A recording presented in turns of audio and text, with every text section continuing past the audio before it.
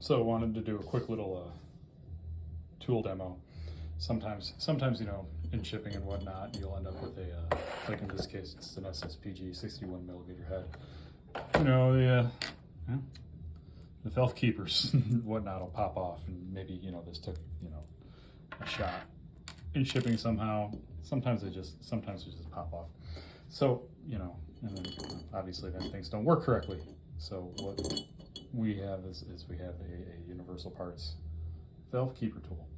And it's kind of a neat little thing. You just get your keepers and drop them into your collar. And if you do it right, they won't fall through because they can't fit through, because that's the whole point of them. They're tapered. So you end up with it like that. And you put it right on the end, then take your tool, and it's spring loaded into the top, and it's kind of heavy duty, so then you take it and you just push until it clicks. There it goes. I didn't get it in all the way, hold on.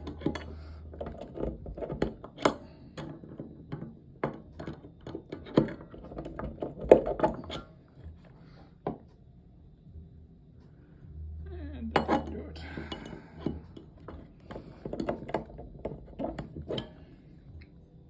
There it goes. Finally got it in all the way. There we go. Yep. And then it's done.